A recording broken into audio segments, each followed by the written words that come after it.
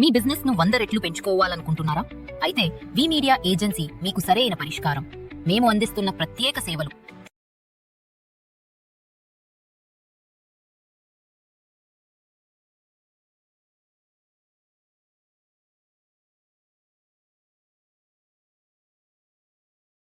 Sir Teenmar Mallanna ఈ BC రిజర్వేషన్లు గురించి సపోర్ట్ చేస్తున్నాడు, సపోర్టివ్గా మాట్లాడుతున్నాడు. కానీ తను బీసీ కాదు. అండ్ తను ఈ పోరాటంలో సపోర్ట్ చేయడం వల్ల సో ఏమైనా నష్టం జరిగే అవకాశం ఉందంటారా? అంటే మీరు కొన్ని చోట్ల అన్నారు, సో దాని గురించి నేను అడుగుతున్నాను. అమ్మా, నాకు వ్యక్తిగతంగా పేర్లు తీసుకోవడం ఇష్టం ఉండదు వాస్తవంగా. సరే, మీరు అడుగుతున్నారు కాబట్టి మీ ప్రశ్నకు అంటే తీన్మార్ మల్లన్కి మీకు ఏదో ఉంది అని అట్లా అసలు మీరు అడుగుతున్న ప్రశ్నకు ప్రతి సమానం చెప్పాలనే కానీ వ్యక్తిగతంగా నేను ఎవరికి వ్యతిరేకం కాదు. కాకపోతే ఒకటి ఉందమ్మా, చూడండి, నేను ఒక వల్లభరెడ్డి రవీందర్ రెడ్డిని, నేను రెడ్డి బిడ్డను.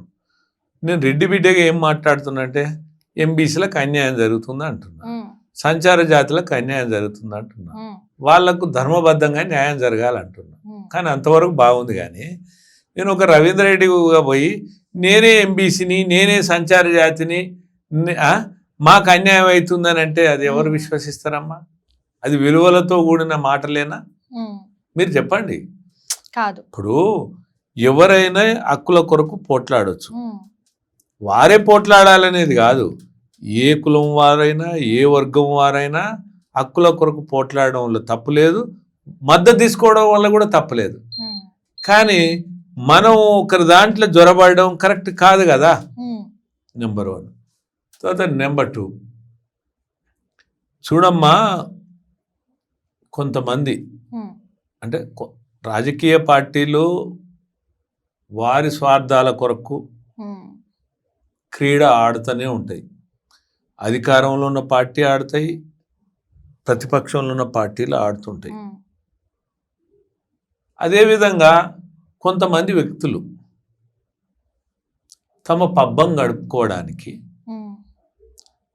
తర్వాత తమ వ్యక్తిగత ఎదుగుదలకు వారు కూడా విషకుటిల రాజకీయాలు చేస్తారు. తర్వాత ఇంకా కొంతమంది ఏం చేస్తారంటే వాళ్ళకి ఏది అవసరం ఉండదమ్మా, వాళ్ళకు సింగిల్ ఎజెండా ఏముంటుందంటే రాష్ట్ర సమగ్రత దెబ్బతింటుందనేది పట్టించుకోరు, మన చర్యలు సంఘ విద్రోహ చర్యలు అనేది పట్టించుకోరు. కానీ నాకెంత పాపులారిటీ వస్తుంది అనేదాన్ని గమనంలోకి తీసుకొని కొంతమంది ఉంటారు. అంటే ఇవన్నీ కూడా వీటన్నిటికి కూడా ఆస్కారం ఇచ్చేది ఎవరు? ప్రభుత్వం. ఇప్పుడు చూడమ్మా, ఏ కులాన్ని అయినా ఎవరైనా అభిమానించుకోవచ్చు, గౌరవించుకోవచ్చు, ప్రేమించుకోవచ్చు.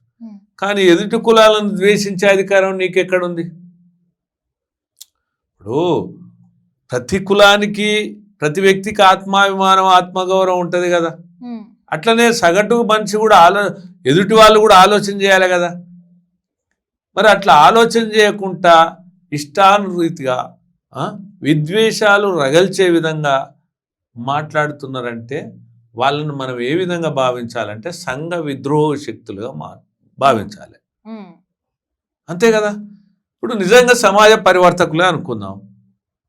ఇప్పుడు అన్యాయం జరిగినప్పుడు ప్రశ్నించవచ్చు, ఎదుర్కోవచ్చు, తట్టుకోవచ్చు, నిలబడవచ్చు, దాంట్లో తప్పేం లేదు. కానీ దూషించడం ఎంతవరకు కరెక్టు? దూషించకూడదు కదా. అందుకే నేనేమంటున్నానంటే ఈ రాజకీయ పార్టీలు ఎవరైనా పెట్టుకోవచ్చు కదమ్మా, రాజకీయ పార్టీ, దానికే ఉంది, దానికి నష్టమేం లేదు. అదే పోరాటాలు కూడా ఎవరి పక్షాన్ని ఎవరైనా చేయొచ్చు, కానీ దానికి నిబద్ధత, నిజాయితీ అనేది ఈ సమాజానికి కనపడాలి. అందుకనే మీరు ఈ సందర్భంగా నాకు కూడా నేను ఒక సూచన చేయదలుచుకున్నా. ఈ యావత్ తెలంగాణ సమాజానికి, ఎందుకంటే ముఖ్యంగా నేను రెడ్ల సోదరులకు విజ్ఞప్తి చేస్తున్నా.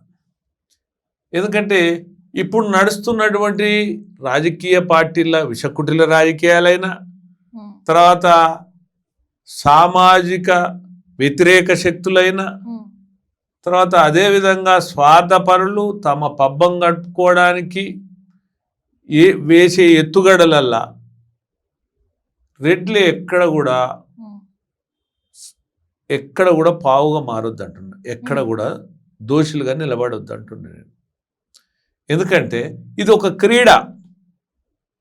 ఇప్పుడు సంఘ విద్రోహ శక్తుల యొక్క అరాచకం మాటలల్లా రెడ్లు ఎక్కడ కూడా రియాక్షన్ కావద్దు అంటున్నా నేను. అందుకని నేను ఒక విజ్ఞప్తి ఏం చేస్తున్నానంటే, సంయమనం పాటించండి రెడ్డి సోదరులు రెచ్చిపోకండి. మామూలుగా ఇప్పుడు సోషల్ మీడియా వచ్చిన తర్వాత నన్ను ఆరన్నాడు, తోరన్నాడు, బండకేసి తొక్క అన్నాడు, ఇంకోటి అన్నాడు అని ఒక ఆయన యాక్షన్కి ఇంకొక ఆయన రియాక్షన్ అంటారు కదా మనం. అది ఏంటంటే అది సంఘ విద్రోహ చర్యలు అంటారు. కాబట్టి వీటన్నిటిని కూడా గమనంలోకి తీసుకొని మనం చట్టపరంగా పోరాటం చేయాలి.